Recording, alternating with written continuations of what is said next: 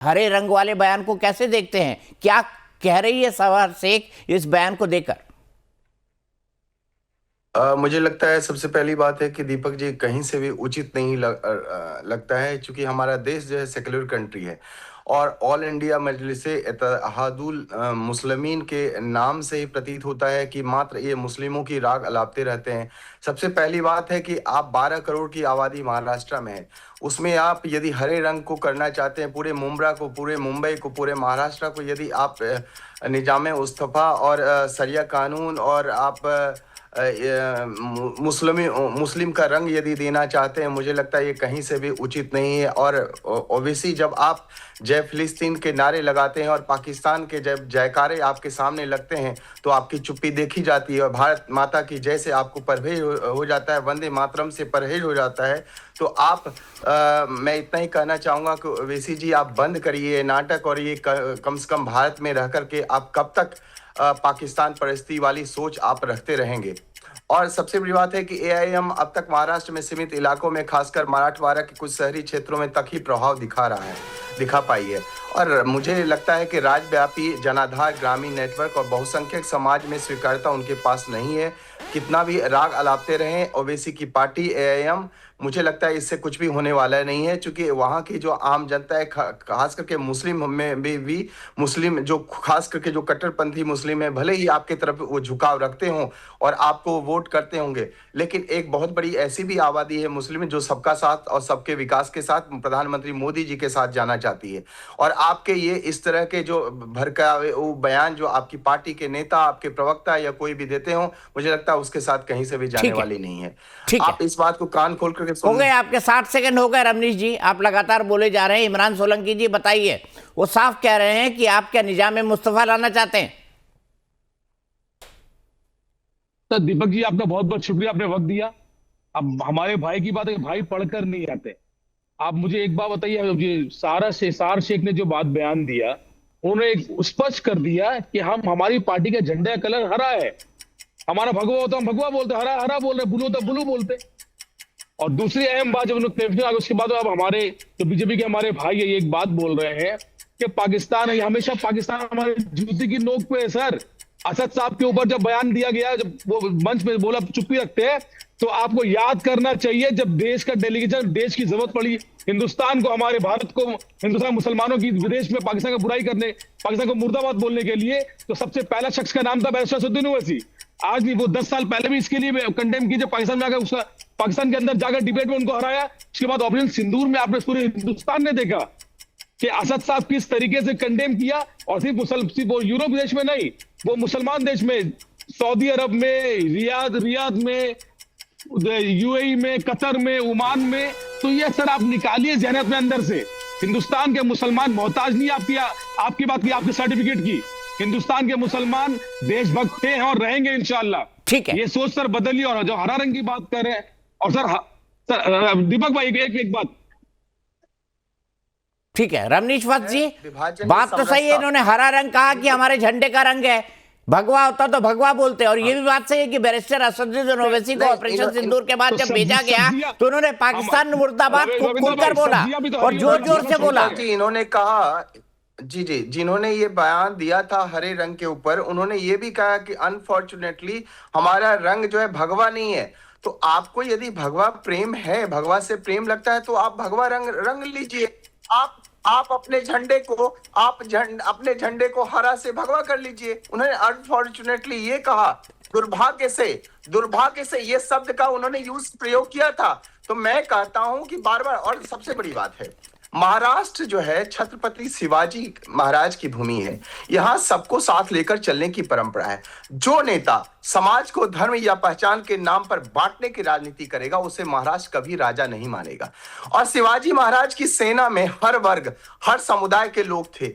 महाराष्ट्र ने हमेशा समावेशी नेतृत्व को स्वीकार किया है, न कि उकसावे की राजनीति।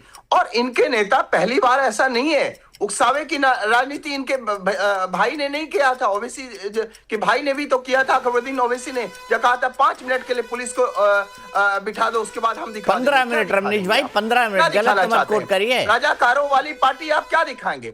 आप बांटने की तो हमेशा परंपरा रही है। आप तो निजाम वाली पार्टी है, हैदराबाद के निजाम रजाकारों वाली पार्टी है ना भाई। असदुद्दीन इलेक्शन की में ओवैसी इंडिया में किसकी नोटिस पार्टी करिए, है? इस बात को संज्ञान मुस्लिम लीजिए। लीग की पार्टी है।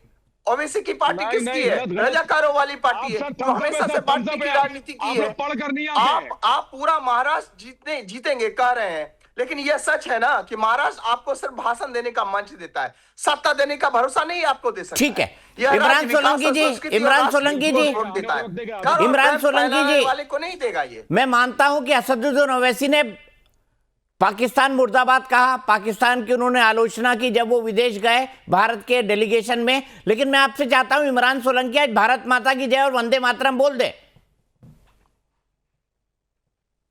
सर भारत माता की जय, वंदे मातरम, हमें संविधान इजाजत नहीं देता, हम नहीं बोलेंगे। वंदे मातरम। हमारा खुद का, मुझे संविधान वंदे इजाजत नहीं, एक मिनट सर एक वंदे अरे मातरम। साहब, भारत वंदे माता की जय तो सर, बोल दीजिए। सर सुनिए मैं सब- नहीं बोलूंगा। क्या करेंगे आप? बोलिए। जय फिलिस्तीन मैं बोलेंगे वंदे आप? मातरम नहीं बोलता हूँ। नहीं जय आप- फिलिस्तीन मैं नहीं बोलेंगे लगाया, आप? क्या करेंगे आप? सदन के जय फिलिस्तीन बोलेंगे। लगाएंगे सर अटल जय बिहारी फिलिस्तीन का नारा फलस्तीन लगाएंगे। अच्छा, संविधान में लिखा है जय फिलिस्तीन बोलना। अटल बिहारी वाजपेयी के दौर में हाँ। हमने फलस्तीन का स्टैम्प बनाया था। आपको पता होना चाहिए आपकी पार्टी ने। अरे जय अटल फिलिस्तीन बिहारी बोलना वाजपेयी के दौर संविधान में लिखा है फलस्तीन क्या? का स्टैम्प बना था। इमरान सोलंकी जी, जय हिंदुस्तान फिलिस्तीन बोलना जिंदाबाद संविधान में लिखा है बोलूंगा। क्या? बोलूंगा। सर अटल बिहारी वाजपेयी की गवर्नमेंट ने स्टैम्प बनाया था फलस्तीन के लिए, पोस्टल अरे, स्टैम्प। स्टैम्प बनाया होगा ना, नारे- संविधान में लिखा है क्या जय उन्होंने- फिलिस्तीन बोला जाए उन्होंने पार्लियामेंट पे? क्या बुरी बात है? ना ना ना, एक हमारा मिनट, स्टैंड- इमरान हमारा- सोलंकी जी, हमारा स्टैंड- इमरान सोलंकी जी, हमारा मेरे स्टैंड सवाल का दीजिए। जवाब दीजिए, जी, दीपक साहब। मेरे सवाल का जवाब दीजिए। क्या जय फिलिस्तीन बोला जाए? आप कह रहे हैं कि आप भारत माता की जय और वंदे मातरम इसलिए नहीं बोलेंगे क्योंकि संविधान में नहीं लिखा है। क्या जय फिलिस्तीन बोलना संविधान में लिखा है? बताइए, जवाब दीजिए। डेमोक्रेटिक राइट है सर मेरा डेमोक्रेटिक। और जहां तक जय फिलिस्तीन की बात, हम फिलिस्तीन के नारा लगाते नहीं, रहेंगे। जय फिलिस्तीन संविधान में लिखा है क्या? जय फिलिस्तीन संविधान में लिखा है क्या? संविधान इजाजत देता हमें।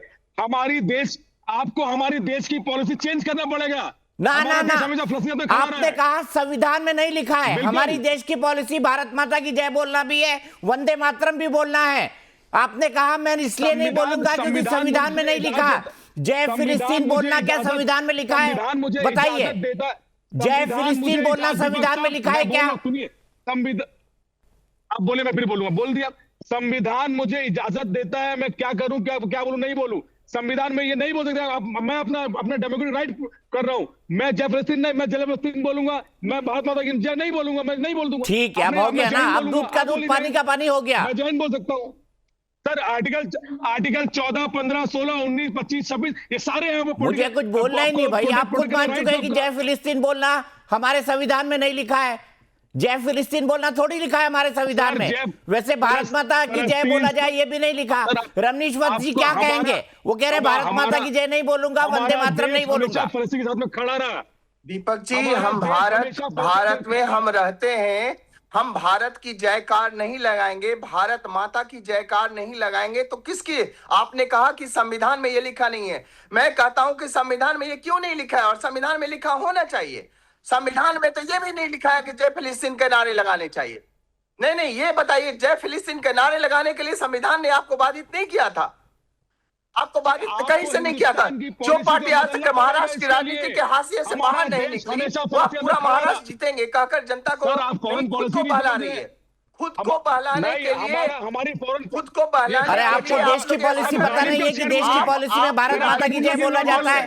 फॉरेन पॉलिसी की बात कर रहे हैं आप। देश की पॉलिसी क्या है ये बताइए ना। देश की पॉलिसी में तो वंदे मातरम और भारत माता की जय बोला जाता है। अंसारी साहब, सोलंकी साहब बोलिए, आप बोलिए, मैं खड़ा रहूंगा आपके। रविंदर, दीपक साहब आप बोलिए, रविंदर साहब बोलिए, मैं बगल में बाजू में खड़ा रहूंगा। मैं नहीं बोलता, मैं नहीं बोलूंगा। चलिए ठीक है, जिंदाबाद नारा बोलूंगा। चलिए ठीक है, हम यहीं पे रुकते हैं, हम यहीं पे रुकते हैं। आज दूध का दूध पानी का पानी हो गया। आप थोप नहीं सकते मेरे ऊपर। आज दूध का दूध पानी का पानी हो गया। कौन किसके साथ जय खड़ा है? हिंद, हिंदुस्तान कुछ लोग जय जिंदाबाद, फिलिस्तीन के तकबीर साथ वंदे खड़े हैं, मातरम, कुछ लोग जय भारत श्री राम। माता की जय और तकबीर वंदे अल्लाह मातरम अकबर। के साथ खड़े हैं। जय कौन श्री राम। कितना देशभक्त है इसका फैसला तकबीर लोग कर अल्लाह सकते अकबर। हैं।